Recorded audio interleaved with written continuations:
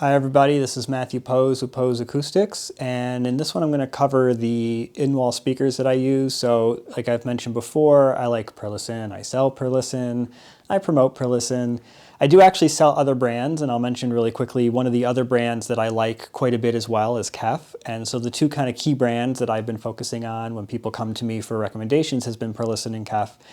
And my reason for that is not because I make all this money on them. It is because I really believe that they are among the best engineered speakers on the market. I think they're both very competent products.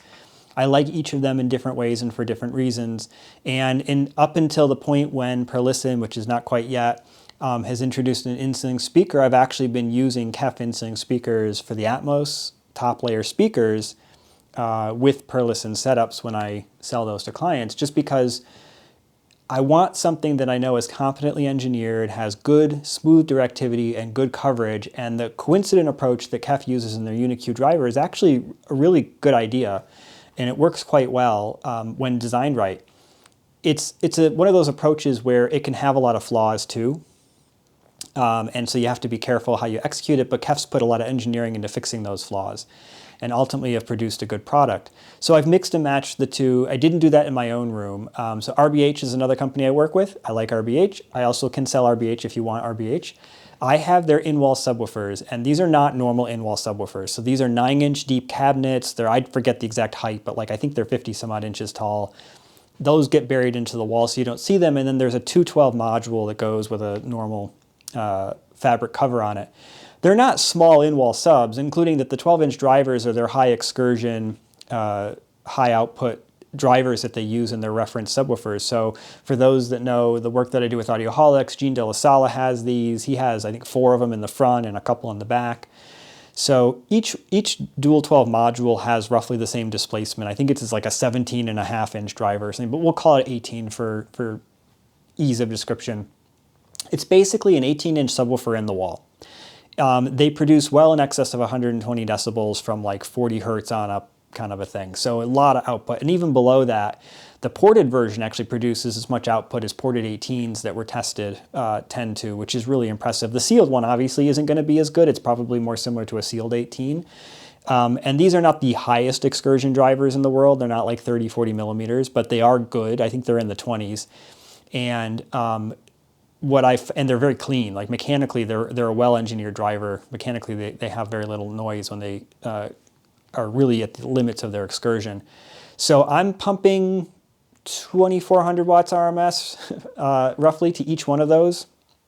The amp is capable of, I have one amp that's capable of 2,400 watts per channel.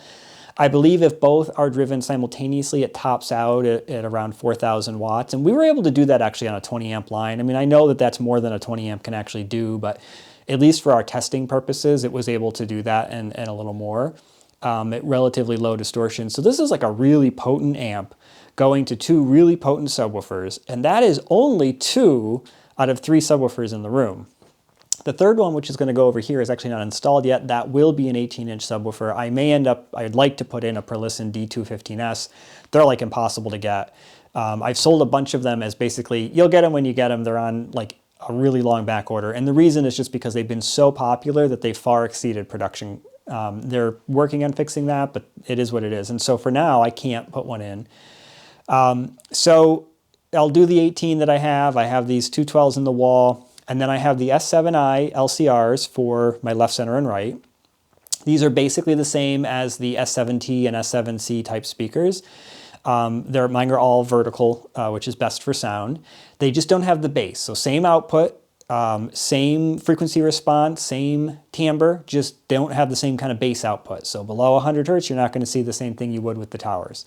Or even that center channel. It's still a bigger enclosure. But it's enough that, I mean, I'm bass managing these with subs, so it's enough that it's fine. You get all the good sound quality. I have S4i speakers for the surrounds. They sound excellent. They work really good. The nice thing is that because from around 1 kilohertz on up, you're getting exactly the same directivity as you would from the S7i.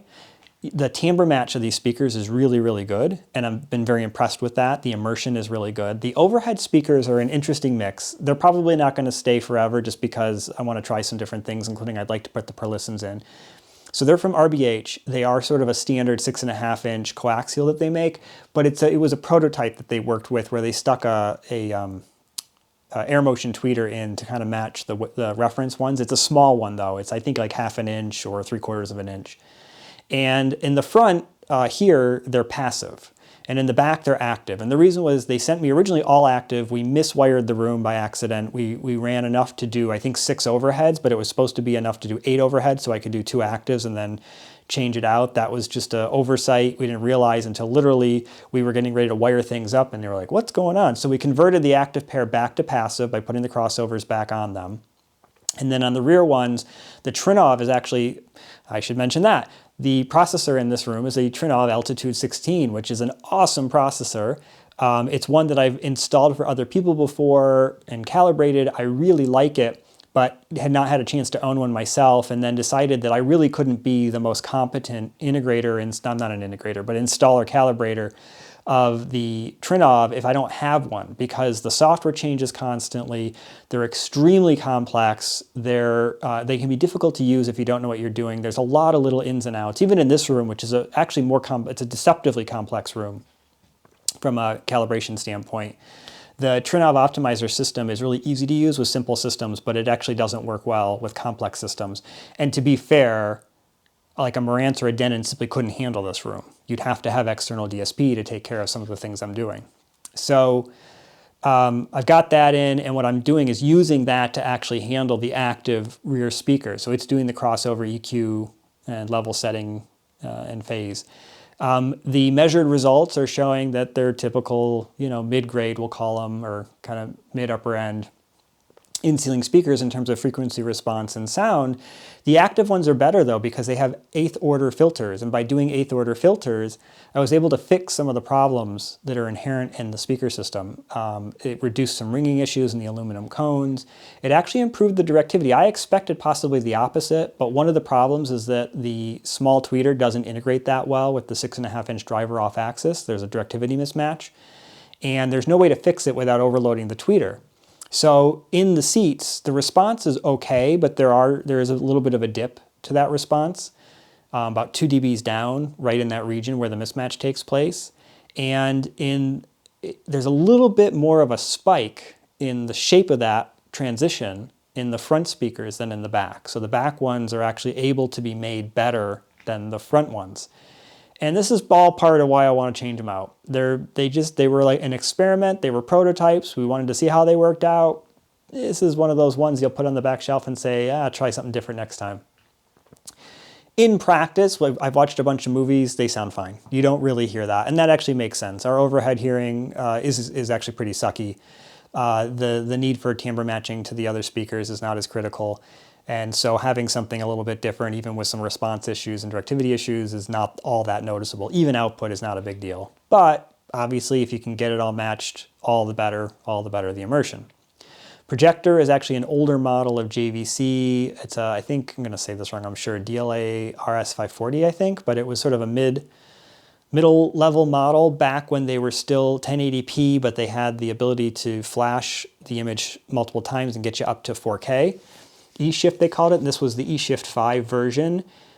This was the one that had the best contrast without using the specially matched optics and all that. So the black levels are really good.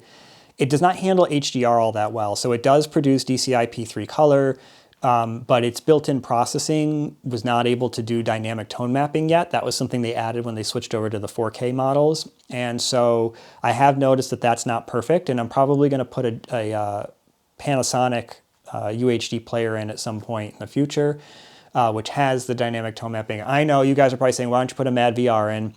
It's just out of budget. They're not sending me one for free. They can't even keep those things in stock. And so it would be very expensive to put a Mad VR in for me. And I really think that I would be better off putting a new projector in before I would do something like that. I've covered this, I think, before, but there's a bass trap in the room that comes from, so these diffusers, we'll go back to that really quick, are from Real Acoustics. Richard Lenz designed them, and they're called the Good Panel.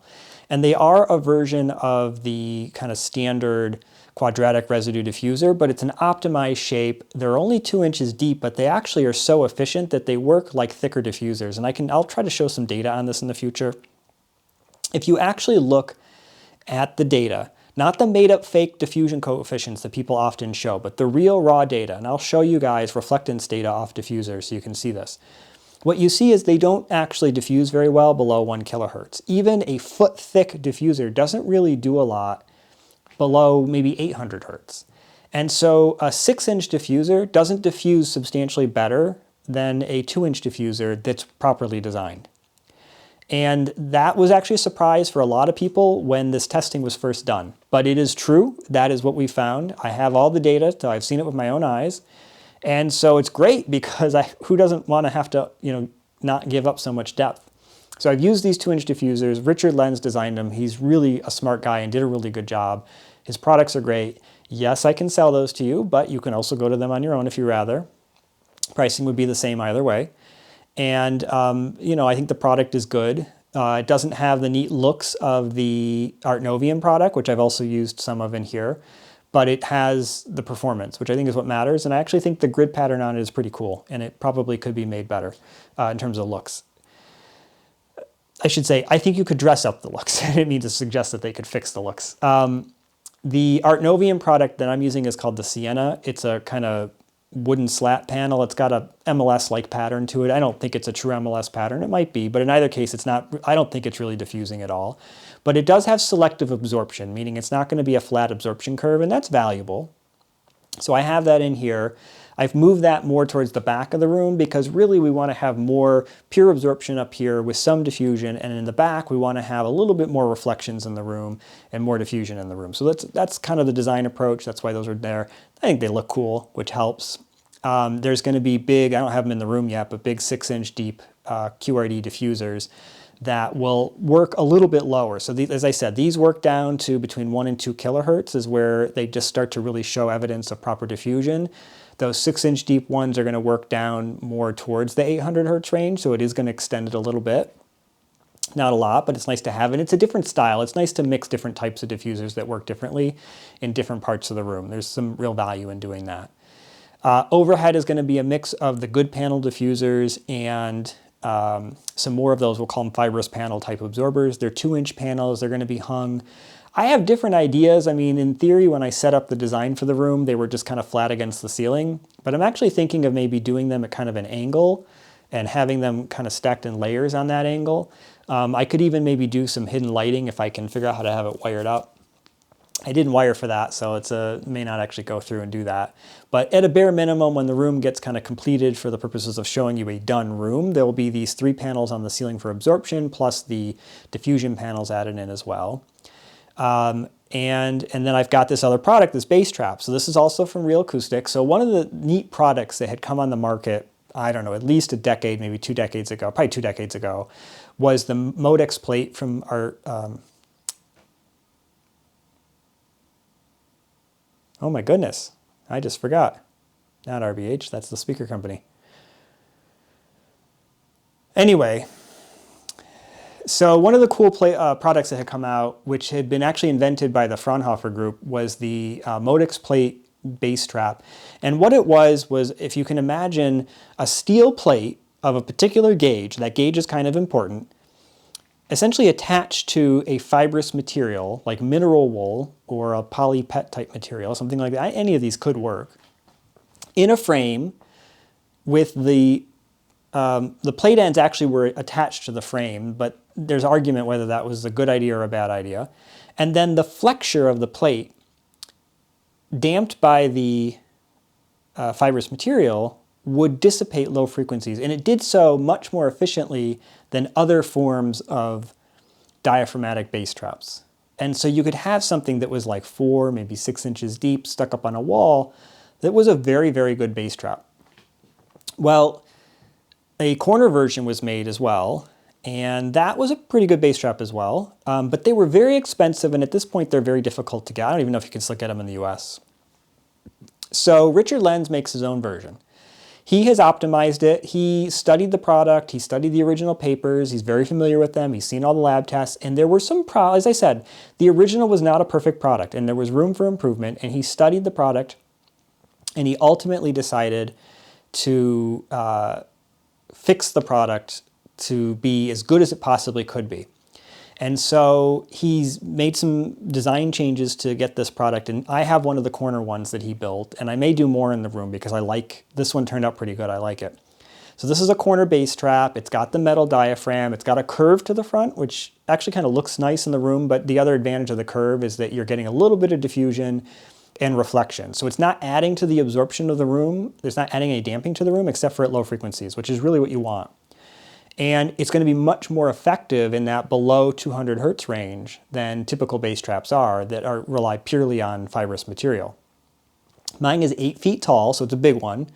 It's 24 inches across the front, and I believe it's 17 inches down the sides there. Fits into the corner.